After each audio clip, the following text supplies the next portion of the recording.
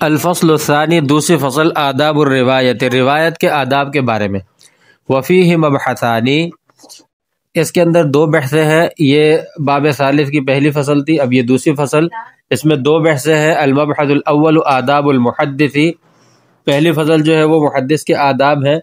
المبحث الثانی آداب طالب الحدیثی، اور یعنی پہلی فصل میں محدث کے آداب، اور دوسری بحث کے اندر طالب حدیث کے آداب بیان فرمائیں گے۔ المبحث الاول آداب المحدثی، پہلی بحث جو ہے وہ محدث کے آداب کے بارے میں۔ مقدمہ کے طور پر بات فرماتے ہیں کہ بما ان الاشتغال بالحدیث من افضل القربات الى اللہ تعالی واشرف الصناعات، حدیث کے اندر مشغول ہونا اللہ تعالیٰ کے قریب ہونے کا افضل ترین ذریعہ اور بہترین ہنر ہے۔ اشرف الصناعات، بہترین ہنر ہے۔ فینبغی علی من یشتغل به وینشره بین الناس ان یتحلی بمکارم الاخلاق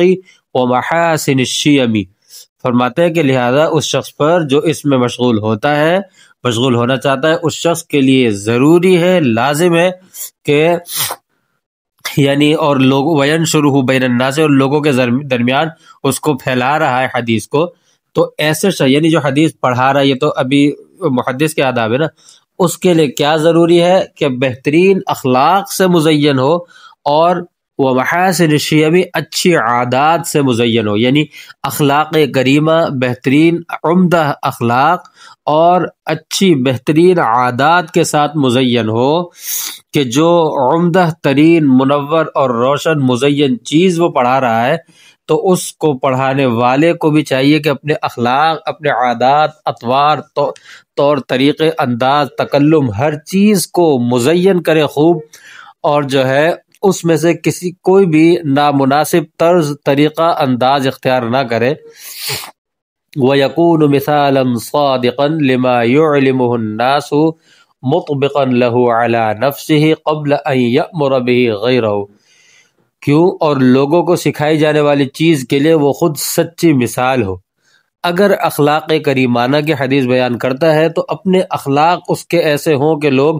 کہیں کہ واقعی یہ ان احادیث کی مثال ہے۔ اور مطبقاً لہ علی نفسہ قبل یامر بہ غیرہ، اور اسے اپنے آپ پر نافذ کرنے والا ہو، کسی دوسرے کو اس کا حکم دینے سے پہلے اپنے آپ پر نافذ کرنے والا ہو۔ بہت ہی عظیم بات بیان کی ہے یہاں پر، کہ یہ ہر کسی کے لیے، اور ہر استاد یعنی ہر فن کے ماہر کے لیے یہ ضروری ہے، کیونکہ دینی علوم ہے ہی ایسی چیز کہ ان کے جو معلم اور استاد اور ماہر ہیں، ان کے لیے ضروری ہے کہ ان کے اخلاق اچھے ہوں، عمدہ اخلاق ہوں، اور جو ہے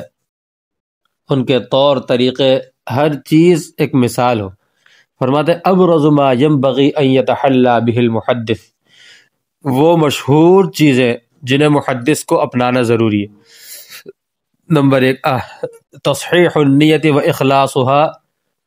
و تطہیر القلب من اغراض الدنیا، فرماتے ہیں اپنی نیت کو صحیح اور خالص رکھنا، و تطہیر القلب من اغراض الدنیا، اور دل کو دنیا کی اغراض سے پاک کرنا، کحب الریاست او الشہرت، جیسا کہ ریاست یا شہرت، سرداری یا شہرت کی، ریاست، سرداری، شہرت وغیرہ، ان کی جو ہے محبت وغیرہ دل میں نہ ہو، یعنی وہ نہ کسی ریاست کا طالب ہو، کسی بڑے مقام، بڑے منصب یا کسی بڑے عہدے کا طالب نہ ہو اس وجہ سے، اور دوسرا یہ کہ شہرت کا طالب بھی نہ ہو کہ میری شہرت ہو جائے اور میں مشہور ہو جاؤں۔ صرف اخلاص ہو کہ اللہ کی رضا کے لیے خدمت حدیث کر رہا ہو۔ با ان یکون اکبر ہمہ نشر الحدیث والتبلیغ عن رسول اللہ صلی اللہ علیہ وسلم مبتغیا جزیل الاجر، دوسری بات فرماتا ہے کہ سب سے بڑا مقصد یہی ہو کہ حدیث کو پھیلایا جائے، اس کا سب سے بڑا مقصد یہی ہو حدیث کو پھیلایا جائے، اور نبی کریم صلی اللہ علیہ وسلم کی طرف سے جو احادیث کی تبلیغ ہے وہ مقصود ہو، کہ آپ صلی اللہ علیہ وسلم نے فرمایا نا فَلْيُبَلِّغِ الشَّاهِدُ الْغَائِبَ،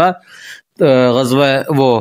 آپ صلی اللہ علیہ وسلم حجۃ الوداع کے موقع پر، تو آپ صلی اللہ علیہ وسلم کی طرف سے مقصود صرف کیا ہو کہ حدیثیں پہنچانا، اور مبتغیا جزیل الاجر، اور زیادہ اور بہترین اجر و ثواب کی نیت رکھنے والا ہو، بس یہ اس کا مقصود ہو. جی اللہ یحدث بحضرت من هو اولا منہ لسنہ او علمہ. تیسری چیز جس کا خیال محدث کو رکھنا ضروری ہے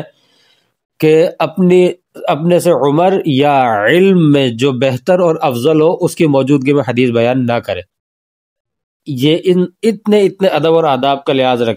رکھنا ضروری ہے. دال ان یرشدہ چھٹی بات فرماتے ہیں،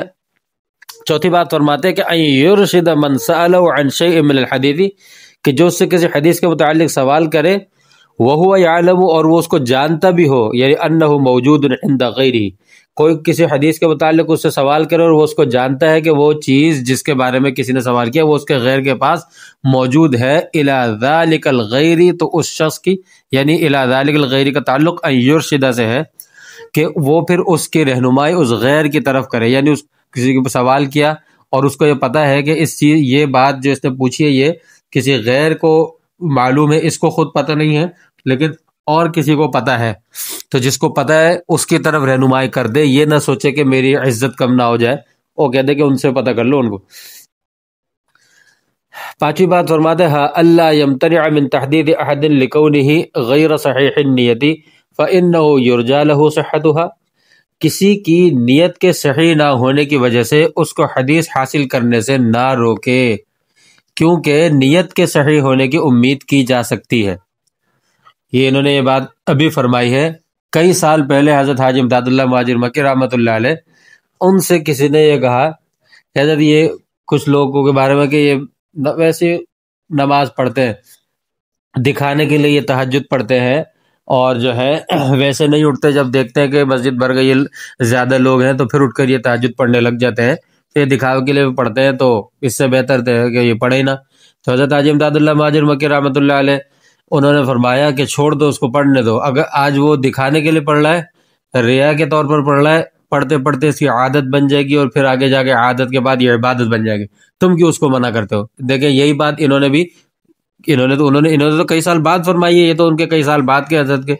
کیا فرماتے ہیں کہ اگر کسی کی نیت صحیح نہیں ہے تو اس کو حدیث حاصل کرنے سے نہ روکے، کیونکہ نیت کے صحیح ہونے کی امید کی جا سکتی ہے. کیونکہ یہ امید ہو سکتی ہے کہ یہ نور، یہ ایسی چیز حاصل کر رہا ہے، اس کی روشنی سے اس کی نیت درست ہو جائے. آگے فرماتے چھٹی بات وَأَن يَعْقِدَ مَجْلِسًا لِإِمْلَاءِ الْحَدِيثِ وَتَعْلِيمِهِ إِذَا كَانَ أَهْلًا لِذَلِكَ، باقاعدہ مجلس حدیث اور املاء حدیث کا اہتمام کرے. یعنی ایسے ہی نہیں بس ایسا نہ ہو کہ چلتے پھرتے یا بس اتفاقاً، بلکہ اس کے لیے باقاعدہ، یعنی جیسا کہ آج کل بھی مسجدوں میں درس حدیث قائم ہوتے ہیں، تو باقاعدہ مجلس حدیث اور املاء حدیث کا اہتمام کرے. یہ تو چلے درس حدیث ہوتا ہے، لیکن املاء حدیث کا بھی کہتے ہیں کہ یعنی باقاعدہ حدیث لکھوانے اور حدیثیں لوگوں کو اچھی طرح سے یعنی پڑھانے،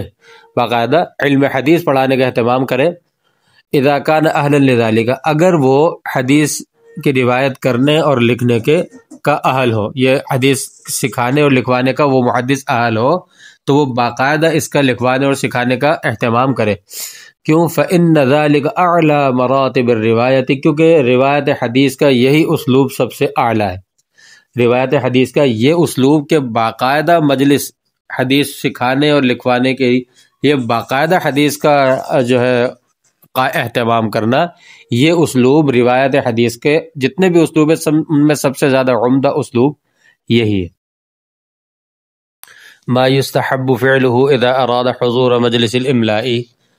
کہ جب املاء کی مجلس میں حاضر ہونے کا ارادہ ہو تو کون سے اعمال مستحب ہیں محدث کے لیے؟ ان یتطہر ویتطیب ویسرح لحیتہ، کہ وضو کرے، خوشبو لگائے اور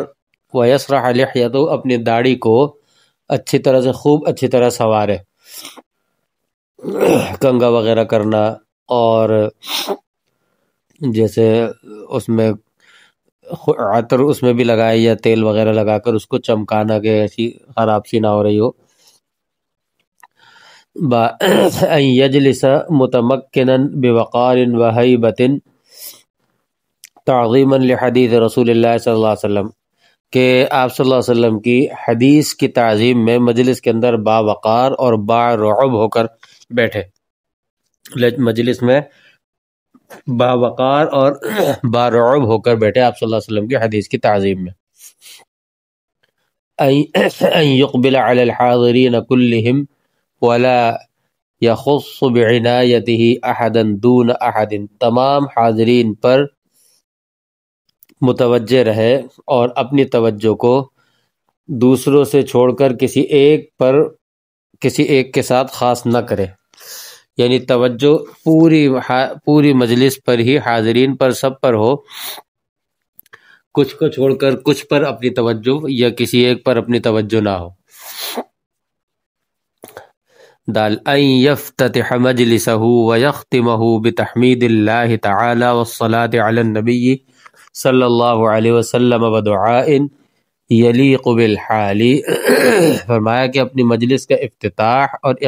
اختتام اللہ تعالی کی حمد و ثنا اور نبی کریم صلی اللہ علیہ وسلم پر درود سے کرے، اور مناسب حال دعا بھی جو ہے، اس وقت کے حال کے مناسب جو دعا ہے وہ دعا بھی کرے.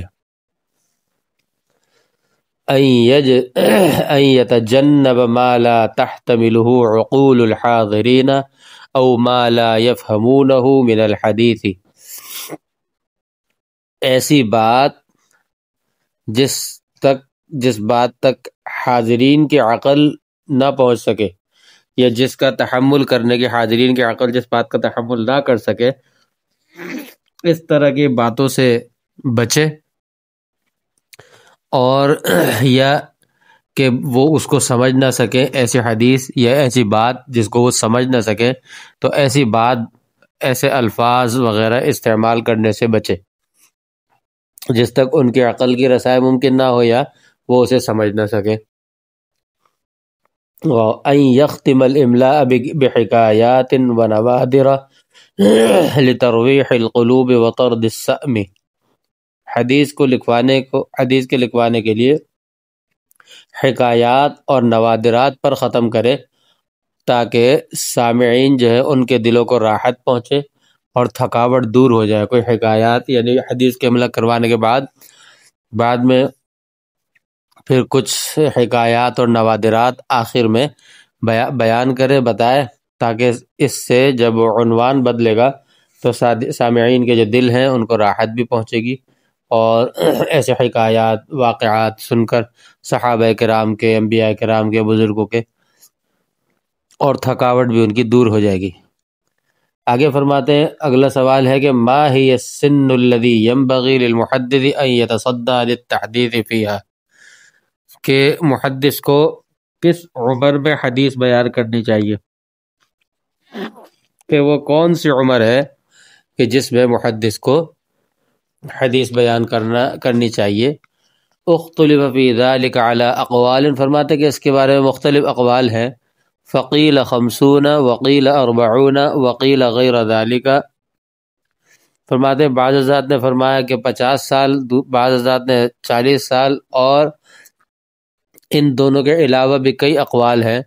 والصحیح انہ متی تأہل واحتیج الی ما عنده جلس للتحدیث فی ای سن کان، فرماتے کہ صحیح بات یہ ہے کہ جب وہ حقیقتاً، واقعتاً حدیث بیان کرنے کا اہل ہو اور لوگ اس کے علم کے ضرورت مند بھی ہوں، تو پھر وہ حدیث کی مجلس قائم کرے، عمر چاہے کچھ بھی ہو،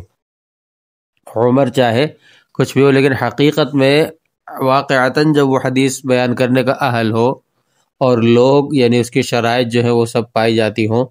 اور لوگ اس کے علم کے ضرورت مند بھی ہوں، تو پھر وہ حدیث کی مجلس قائم کرے. اشہر المصنفات فیہ، اس کے متعلق یعنی آداب